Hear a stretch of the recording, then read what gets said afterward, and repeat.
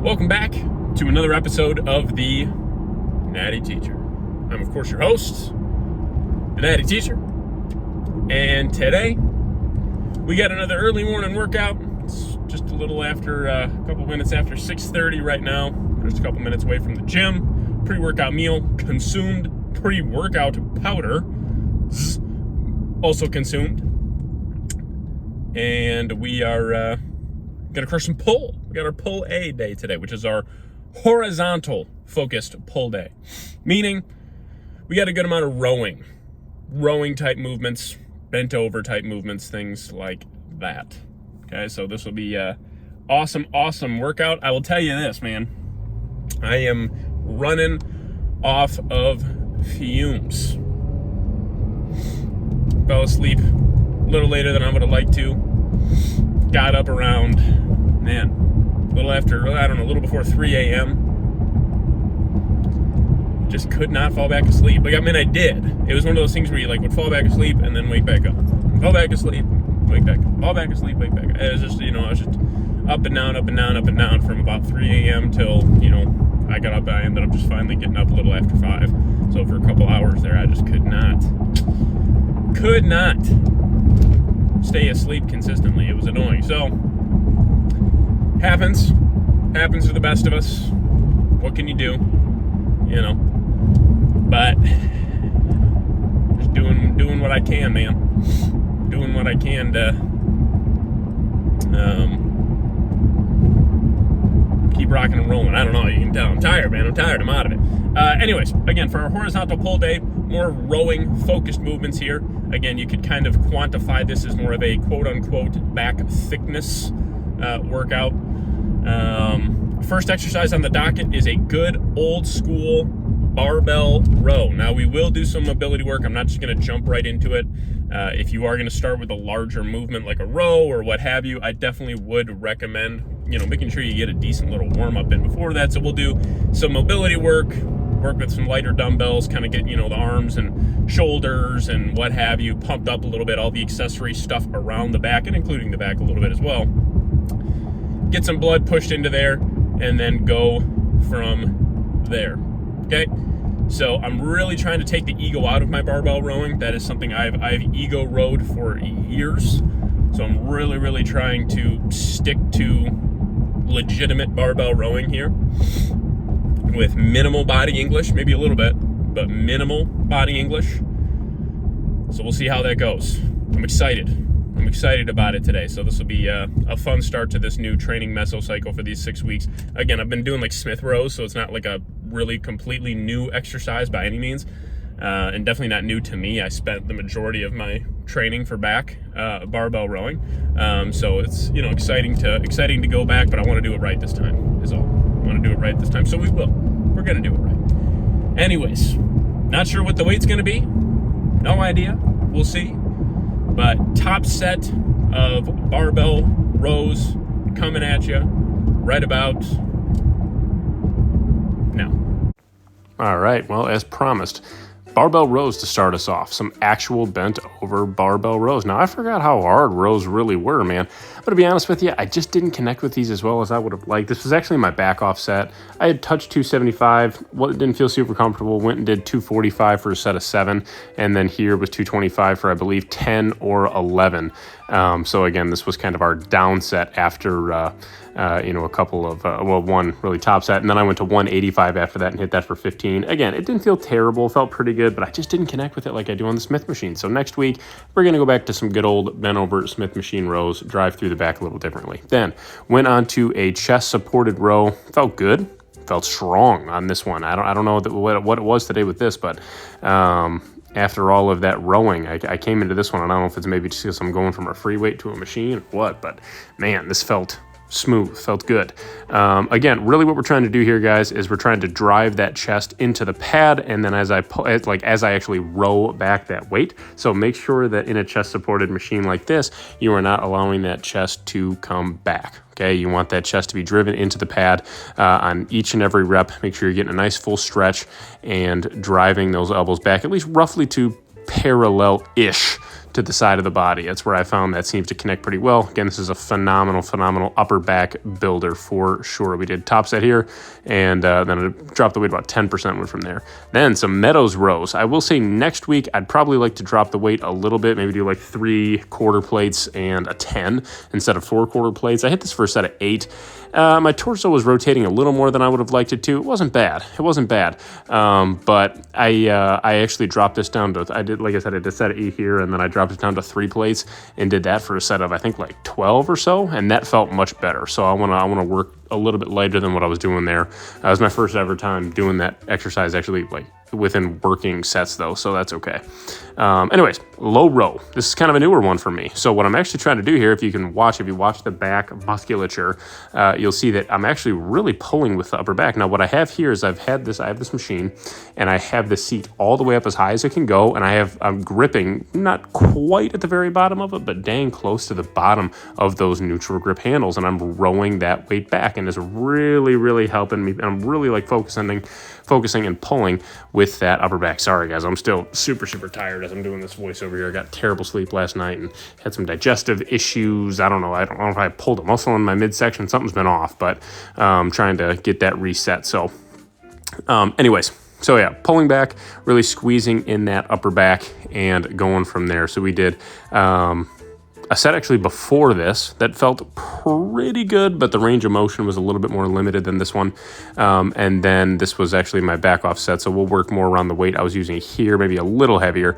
And again, really focus on squeezing with that upper back and squeezing through it. But yeah, I gotta admit, I was feeling it today, man. Sometimes lack of sleep doesn't bother me. It gives me like I'm running off fumes, gives you that like adrenaline boost.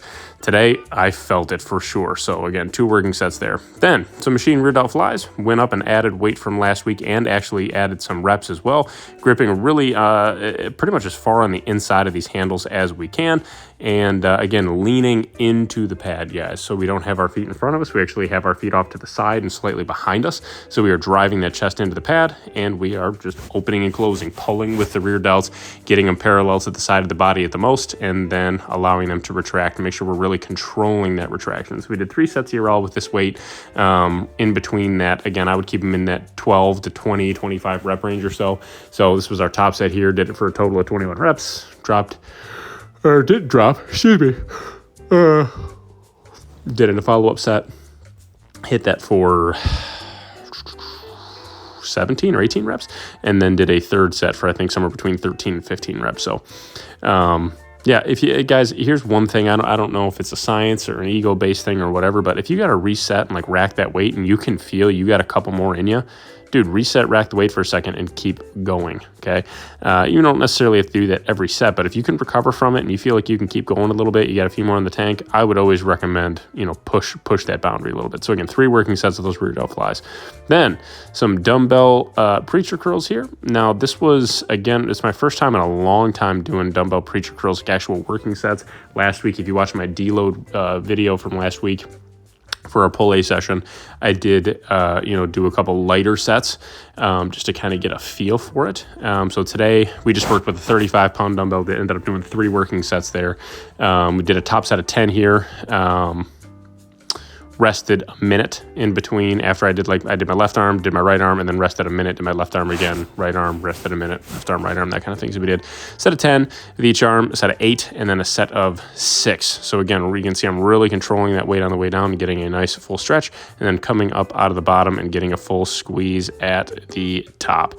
So I could tell my technique by the time I got to that third set got a lot smoother and better too, so that was nice. But again, 3 working sets here, great old school exercise. I would definitely recommend being careful with the load, as this is definitely one to put your biceps in a vulnerable position.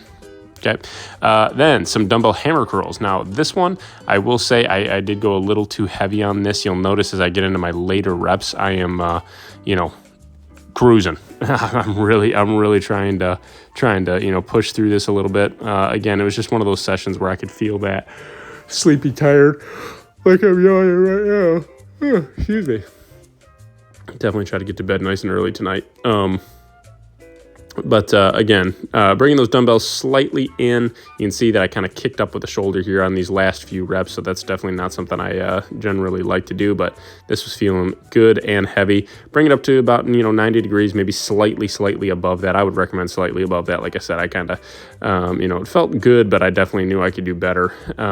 And last time I did this, I did the 40s for 3 working sets, all within that like 13 to 17 rep range. And I'm like, well, I'll go to 45s. And then I was like, well, last time I also started with dumbbell hammer curls, so I should have been smarter and probably just stuck with the 40s, or maybe even 35s, because I had already done some preacher curls.